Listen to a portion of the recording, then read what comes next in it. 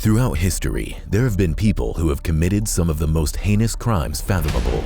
For those crimes, they have been convicted and sentenced to death.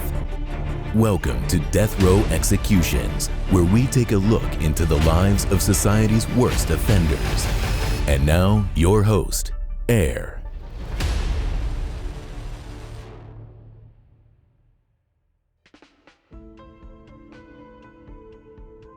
Pedro Espinoza was born in 1989 in Mexico. At the age of 3, his family moved from Mexico to Los Angeles, California, but never tried obtaining citizenship. Because of this, Pedro remained growing up in the United States as an illegal immigrant. Growing up on the rough streets of LA, surrounded by poverty and gangs, Pedro ended up joining the 18th Street Mexican gang at a young age. The streets raised him, and he vowed to do whatever he needed to do for his gang. Just for a little background information, before 18th Street, there was the Clanton 14 gang that was created in the 1920s on Clanton Street in downtown Los Angeles. The city of Los Angeles changed Clanton Street to 14th Place, which is why they adopted that gang name. Members of Clanton 14 who lived on 18th Street and Union in Los Angeles wanted to make another clique, which is a group within the gang, in order to allow immigrants the opportunity to join the gang. Clanton 14 rejected the idea, so the 18th Street gang was created and the two gangs became rivals. In Los Angeles, not only can you have gangs represented by a color or race, but you can have a different gang depending on what street you live on. For example, 14th Street could be a different gang than people on 15th Street. They would all be in the same school district and city though, so you would still see rivals at school or stores on a daily basis. In the year 2007, Pedro was convicted and sent to jail after he was busted for confronting a man by the name of Samuel Durant while armed at a park. After spending almost a year in jail, Pedro was released on March 1st, 2008. The following day, on March 2nd, just a day after being released from jail, Pedro went right back to his gang. Pedro was out driving in rival gang territory where the Black Keystone Bloods resided, and he was with fellow gang members Joel Rodriguez and Yesenia Sanchez. All of a sudden, they saw a young Jamiel Shaw walking alone. As you can see here, this is a Keystone gang member standing in front of graffiti. They crossed out the 18th Street and then wrote their gang initials on the wall. Jamiel was born on December 22, 1990, and was a star football player at Los Angeles High School. Along with playing football, Jamiel also played basketball, baseball, track, and piano. On March 2, 2008, Jamiel had left a weekend football training program. The training program was for elite players interested and skilled enough to have a possible career in the NFL. A few colleges like Rutgers University and Stanford University were interested in Jamiel. Jamiel was excited about his future and had his father Jamiel Sr. supporting him. His mother was supporting him from afar because she was serving her second tour in Iraq. After leaving the training camp, Jamiel went home and then went back out to enjoy some shopping at the Beverly Center. The Beverly Center is a 6-story shopping mall in downtown Los Angeles that has many popular stores like Macy's and Bloomingdale's inside. After spending some time at the Beverly Center, Jamiel decided it was time to head back home. It was early in the evening on March 2, 2008. Jamiel took a bus closer to his neighborhood and ended up being about 3 blocks away from his house. We know this because his father, Jamiel Sr., called him to check on his whereabouts, and Jamiel Jr. told him where he was. After getting off the phone with his father, he then started a new phone call with his girlfriend, Crystal Miles. It was now 8:40 at night, and that is when Jamiel was spotted by Pedro Espinoza and his fellow gang members. They noticed that Jamiel was wearing a red Spiderman backpack and assumed he was a blood member because people who are in blood gangs sport the color red. Little did they know, Jamiel had a collection of Spiderman backpacks and was just a fan of the franchise. Unaware that Jamiel was not a gang member, Pedro and Joel got out of their white vehicle and confronted Jamiel. They asked Jamiel what gang he belonged to, and when he did not respond fast enough, they shot him first in the stomach, which caused Jamiel to fall on the ground, face down. Instead of holding his stomach where he had just been shot, Jamiel put his hands behind his head in order to protect his head, but Pedro shot him through Jamiel's hands and it went through his hands into his head. Jamiel was so close to home that his father Jamiel Sr. heard the gunshots from inside of the house and immediately ran outside after hearing them.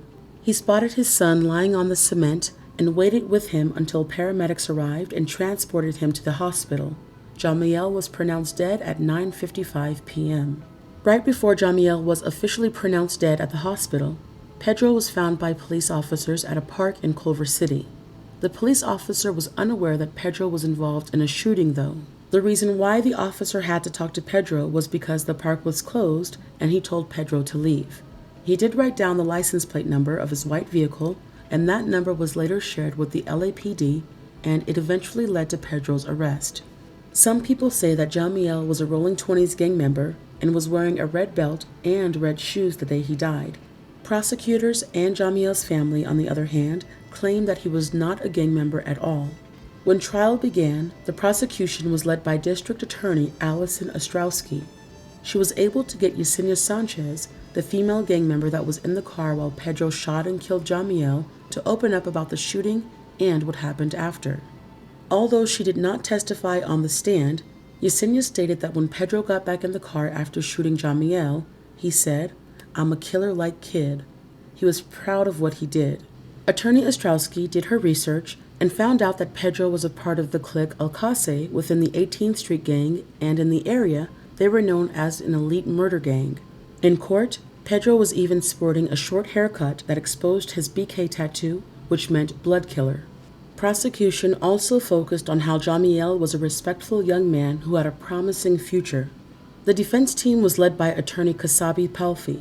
He questioned why fellow gang member Joel Rodriguez was not being tried for killing Jamiel when he too was involved in the murder. Attorney Palfi felt that it was not fair to have Pedro take all of the blame. He admitted that Pedro was a gang member, but told the jury that just because he was an 18th Street gang member, it did not mean he committed the murder. Defense also brought up the fact that the murder weapon was never recovered because the search warrant was conducted 12 days after the murder, but prosecution said that was more than enough time to get rid of any evidence. The prosecution also let a gang expert testify. Gang expert Officer Winston of the LAPD testified that he focused on 5 gangs in Los Angeles area, and 18th Street Gang and the Rolling 20s Bloods were 2 out of the 5 gangs he focused on. He let the jury know that Pedro was a high-ranking soldier within 18th Street Gang. District Attorney Ostrowski asked Officer Lee if he thought Pedro's aggression was for the benefit of the gang. Officer Lee responded by saying, "An 18th Street gang member was driving in Rolling 20s Blood neighborhood and makes a comment to another passenger in the car that there is a blood, referring to Jamiel Shaw walking down the street. Then he jumps out of the car and asks Jamiel Shaw, 'Where are you from?'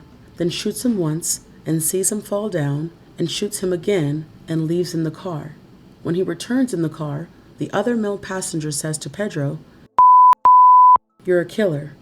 And the 18th Street member Pedro replies, 'Yeah, I'm a killer just like Kid.' Pedro was also quoted saying, 'BK all day, I wipe out all the Bloods.' Officer Lee also testified that Pedro and his crew knew they were in rival gang territory. He stated that when asking a non-gang member where they are from, which is gang terminology, it instills fear in the person being questioned. If that person is shot like Jamiel was, it instills fear in any witnesses and to rival gangs. Some people thought the BK initials meant Black Killer, and that Jamiel could have been shot because he was black. Defense attorney asked Officer Lee if 18th Street Gang was on good terms with any other black gangs, and he mentioned black gangs like the Schoolyard Crips, Marvin Gang, and West Boulevard Crips were on good terms with them. Officer Lee stated that although they are on good terms with those gangs, 18th Street Gang members still target and attack blacks indiscriminately. It was also noted that BK meant Blood Killer and not Black Killer. Jamiel's mother, Anita Shaw, stated that the Bible told her to forgive, but she was not strong enough to forgive Pedro and would not be able to forgive him. The last person to testify was Jamiel Sr. He cleared the air on the correct timeline of Jamiel's last day on Earth. He told the court that he was with his son at Pasadena City College for the football combine workout for high school prospects from 9 a.m. to 1 p.m. They went home, and at about 3 p.m., Jamiel Jr. left for the Beverly Center, but his father told him to be home by 7 o'clock that night. Jamiel was late for his curfew, which is why his father tried calling him, but multiple calls initially went unanswered. Finally, at 8 o'clock p.m., He was able to get in touch with his son, and Jamiel told him that he was close to home and crossing 4th Avenue Bridge, and Jamiel was quoted saying, "I am around the corner, I'll be home in 2 or 3 minutes." The phone call ended, and his father heard gunshots moments later.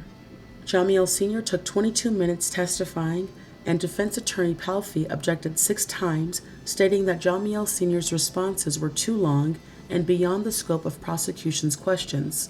The judge would instruct the prosecution to ask a different question, but Jamiel Sr. would continue answering in the same way, and the defense thought it was more like a victim's impact statement than a testimony. Judge Rose dismissed the request and disagreed with the statement that Jamiel Sr. was rambling.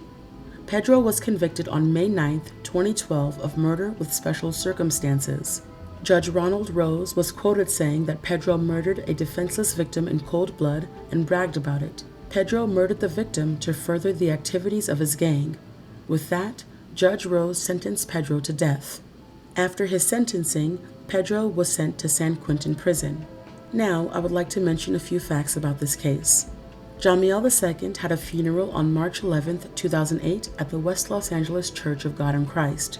A year after the funeral, Jamiel's family filed a wrongful death suit against the Los Angeles County Sheriff Lee Baca for negligence, violation of the Immigration and Nationality Act, and deprivation of civil rights. In 2010, Los Angeles Superior Court Judge Charles Palmer ruled that the people being sued were immune from the action and dismissed the lawsuit. Question: do you think it is fair for officials to be immune from lawsuits like this? This case also gained national attention because it made for a controversial political debate. Pedro was an immigrant who was in and out of prison but was never deported. After this case gained attention, Special Order 40, although already created in 1979, was now enforced again. Special Order 40 states that officers are not allowed to initiate police action with the objective of discovering the alien status of a person, and officers shall not arrest nor book persons for violation of the United States Immigration Code. This code protected illegal immigrants, and officials said it would make immigrants feel more comfortable in reaching out to police if they needed to report a crime or person. They felt that it would strengthen the community, and people would feel more comfortable with not being deported for communication with the police.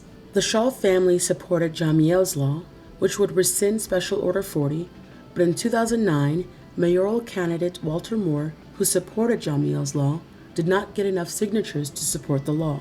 Because the Shaw family felt as if they were not being heard, they ended up supporting Donald Trump during the 2016 presidential campaign and even spoke at some Trump rallies. Donald Trump was not okay with Pedro Espinoza's history and thought America should do better when it came to immigration and crime. The Shaw family supported Trump's immigration policies because they were cracking down on deporting immigrants and disallowing certain groups of people from becoming citizens and blocking some from entering America. People against this policy thought it was unfair to deport innocent illegal immigrants who had been working hard and/or have not committed any crimes. Between 2017 and 2019, ICE, or the Immigration and Customs Enforcement, deported 900 Venezuelan immigrants alone.